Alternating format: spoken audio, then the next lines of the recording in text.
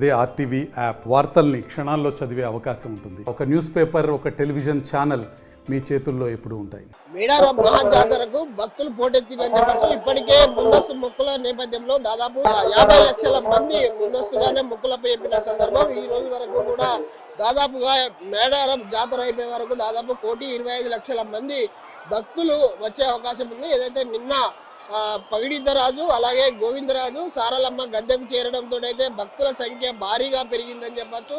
నిన్న అర్ధరాత్రి దాదాపు 12-15 నిమిషాల మధ్యలో ఏదైతే తెల్లవారుజామున 12-15 నిమిషాల మధ్యలో సారాలమ్మ కన్నెపల్లి నుంచి రావడం జరిగింది. అంత ఆలస్యం జరిగింది. పెద్ద ఎత్తున దారి పొడవున భక్తులు తమ మొక్కులను సమర్పించుకున్న నేపథ్యం కావచ్చు, లేదా ఊరేగింపుగా తీసుకురావడంలో సారలమ్మ చాలా ఆలస్యంగా గద్దెలపైకి రావడం జరిగింది. 12-15 నిమిషాలు తెల్లవారి జామున ఇక్కడ మేడారం సమ్మక్క సారలమ్మ గద్దెల వరకు చేరుకోవడం జరిగింది. కన్నెపల్లి నుంచి సారలమ్మను తీసుకొచ్చిన తర్వాత ఇక్కడ పగిడిద్దరాజు అలాగే గోవిందరాజు సారలమ్మలు కూడా పూర్తిగా గద్దెలపై ఉన్నారు. వాళ్ళందరికీ భక్తులైతే పెద్ద సంఖ్యలో వచ్చి మొక్కులపై చెప్తున్నారు. మనం చూడవచ్చు.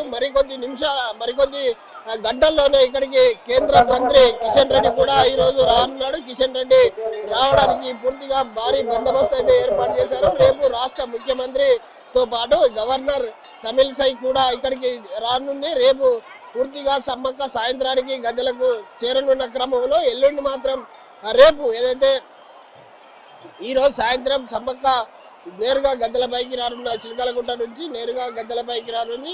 చిలకలగుట్టలో సమ్మక్కకు సంబంధించి ప్రత్యేకమైనటువంటి పూజలు చేసిన అనంతరం అధికార లాంఛనాలతోటి సమ్మక్కను అక్కడ ఏదైతే చిలకలగుట్ట నుంచి గద్దెలపైకి తీసుకురావడం జరుగుతుంది. దీంతో అమ్మవార్లందరూ కూడా గద్దెలపైన ఉంటారు. కాబట్టి రేపు ఈ రాష్ట్ర ముఖ్యమంత్రి రేవంత్ రెడ్డితో పాటు గవర్నర్ తమిళిసై కూడా రేపు మేడారం రానున్న క్రమంలో పెద్ద ఎత్తున భారీ ఎత్తున అయితే ఏర్పాట్లు చేశారు అధికారులు.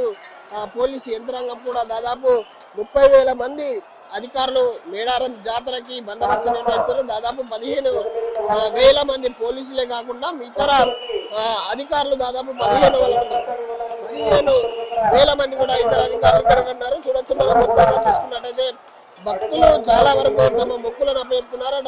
బంగారం బెల్లంను బంగారంలో సమ్మక్క గద్దెలపైకి విసిరేస్తున్న దృశ్యాలను నేరుగా మనం చూడొచ్చు. అటు కొబ్బరికాయలు కావచ్చు, లేదా బెల్లం బంగారంగా కొలవబడేటువంటి బంగారం బెల్లాన్ని కూడా సారాలమ్మ గద్దెల పైన కావచ్చు, అలాగే సమ్మక్క గద్దెల పైన కూడా పెద్ద ఎత్తున భక్తులు చేరుకొని తమ మొక్కులు అప్పచెప్తున్నారు. కానీ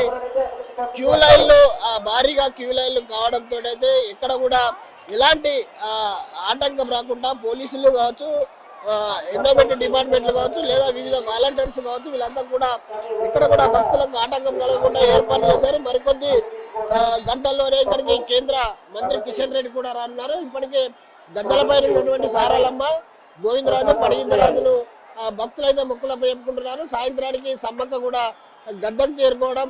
రేపు మాత్రం ఏదైతే అధికారికంగా రాష్ట్ర ముఖ్యమంత్రి సీఎంతో పాటు గవర్నర్ తమిళిసై కూడా రేపు రానున్న నేపథ్యం కావచ్చు. ఎల్లుండి సాయంత్రానికి మళ్ళీ వనం ప్రవేశం చేస్తారు. ఇదంతా కూడా వనం నుంచి జనంలోకి ఇప్పుడైతే వనదేవతలు అయితే రావడం జరిగింది. మళ్ళీ శనివారం రోజు వనానికి వెళ్ళే దృశ్యం అయితే వనానికి వెళ్తారు. వనదేవతలు కూడా పూర్తిగా చూడొచ్చు. మనం ఇదంతా కూడా భక్తులతో కిటకిటలాడిందని చెప్పచ్చు. మేడారం జాతరకు సంబంధించి పెద్ద ఎత్తున సారలమ్మ గోవిందరాజు పడిగిద్దరాజు గద్దెలకు చేరుకునే నేపథ్యంలో భక్తుల సంఖ్య భారీగా పెరిగింది.